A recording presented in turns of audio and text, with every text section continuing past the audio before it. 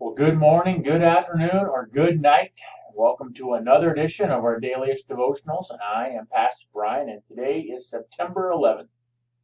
Today that will always conjure up many memories for most of us. Uh, I always try to remember what I was doing that day, and I was working as a physical therapy assistant, secretary assistant, basically a helper at a physical therapy clinic in Minneapolis. And I remember driving into work. I believe I heard on the radio that a plane had crashed in New York, maybe in a building or something, and I thought, that's not good. And I remember walking into the clinic in Minneapolis where I was going to work and seeing some of the pictures on TV of that tower on fire and thought again, that's probably not good. By the time I got up and sat down and situated, reports had come in that it may be a terrorist attack in another plane, and it was my job for the rest of the day to find out any information that I could. I remember the internet being real slow because I think everyone who had access was on it at the time. And just a sense of sadness, of course, for the loss of life, and that followed. I never had a sense of vulnerability, I guess, where I felt that I was completely safe from all that in America, and then after the attacks I was vulnerable to, I guess that never crossed my mind, but just mostly the sadness that someone would do that to take such innocent life. And then, of course, the first responders that were lost their lives there too. But I do remember the unity we had for 1 or 2 days, maybe a week, stretch to 2 weeks where we were all fighting for the same thing. And fighting's not a right term. We were all rowing in the same direction until we weren't, and we got back to the same arguing. And I just long for that sense of unity, and we're all in this together, especially the way things are today, where it's you're either with me or you're against me, and it's if you don't agree with me, the whole world's going to go to shambles, and it's that's a rabbit hole I don't want to fall down. It's just dark and depressing. So just take some time and say a prayer for all those that were affected by this day. Share with someone who maybe wasn't alive or can't remember what happened that day, or what your feelings were, and your thoughts and reflections on that day, just to keep the memory alive, and maybe most importantly, that sense of unity that we had for at least a little while afterwards. If there's any way to rekindle that, it sure would be good. Don't know how we seamlessly transition to that, but we will. It's usually a bunch of monkey business around here, so I don't know how to do it besides be a little silly. You probably won't go ape for the way I transition there or for more of these puns, so I'll just quit that right now. I did like that cartoon there of the 10-second head start from the Lions, giving the Gazelles a chance to run. I thought that was funny. In Max's book today, God Came Near.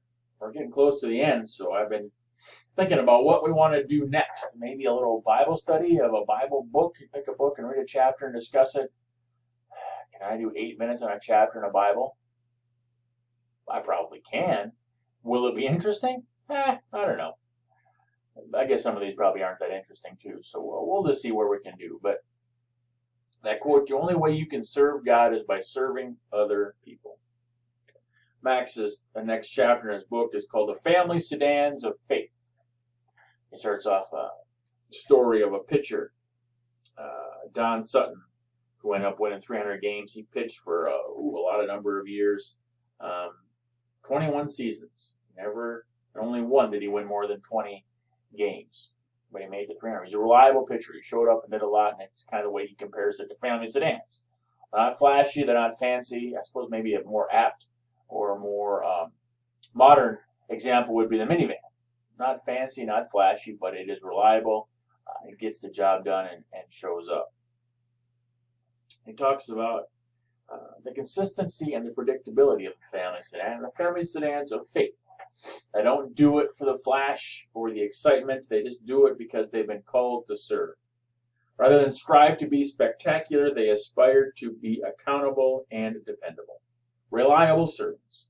They're the binding of the Bible. Their acts are rarely recited and their names are seldom mentioned. Yet were it not for their loyal devotion to God, many great events never would have occurred. And here he lists a couple of examples. Andrew, one of the apostles, wasn't a keynote speaker at the Pentecost, probably wasn't even up on the podium. But if he hadn't been on his toes some years earlier, Peter, the powerful preacher, might have been nothing more than Peter, the impetuous fish catcher. Andrew, who is one of the apostles, is rarely mentioned in the Bible. But every time he is mentioned, he's introducing someone to Jesus.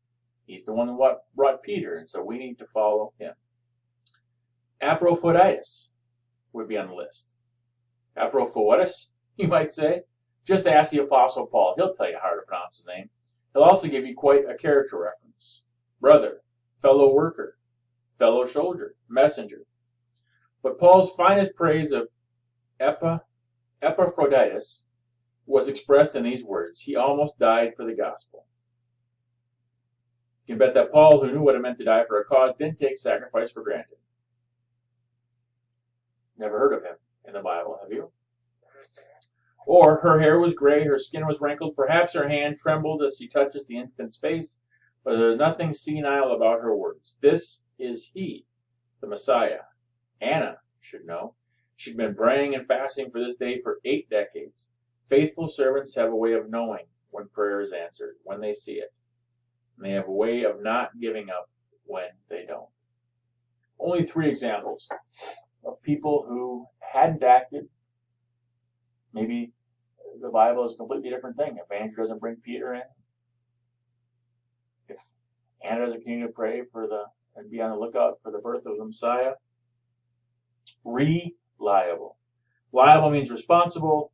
Means over and over again. Max goes on to thank a whole list of saints, from Sunday school teachers to missionaries to preachers, anybody who practices on Monday what they hear on Sunday. It says, thank you for being the family sedans of society. You can be called on cold mornings and you'll deliver the goods. You can be sent over rough terrain and you'll make it on time. You can go miles without the pampering of a good polish or the luxury of a tune-up, and you never complain. You get the job done. I was thinking, as we're looking in church for volunteers, for Sunday school superintendent to help with Sunday school, and eventually we're looking to fill church board positions, and it's always a begging. It's never, do we have to turn people away because we have too many volunteers? And I wonder sometimes if it's because people don't think they're qualified, which is probably a lot of it. Some people are just playing too busy with other things, right? Sports, kids, other responsibilities, just don't have time, which is a sad commentary on life when church is pushed to the bottom of the to-do list.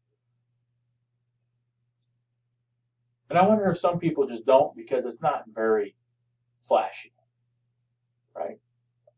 I don't receive it very often, but every once in a while I'll have a comment where, I didn't get thanked for doing what I did, or I didn't receive a thank you note, or not enough people appreciated how I helped, I'm not coming back.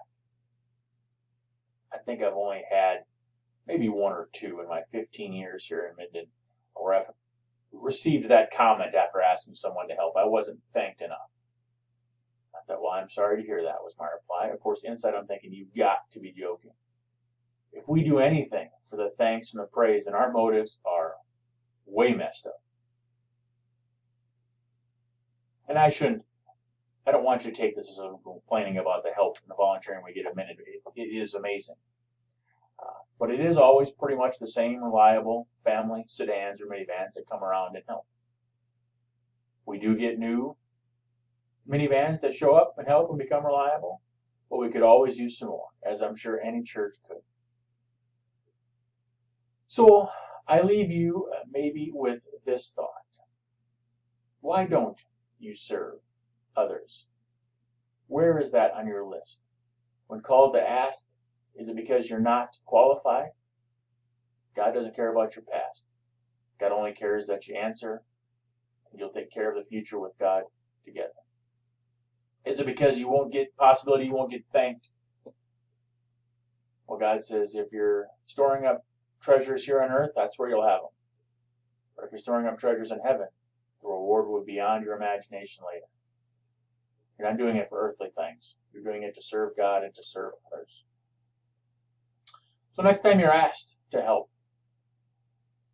maybe look beyond the first instinct of, no, I can't, and think, yes, I can. Because the only way you can serve God is by serving other people. A great way to do that is through the church. Look into it. The benefits are fantastic. Eternal even.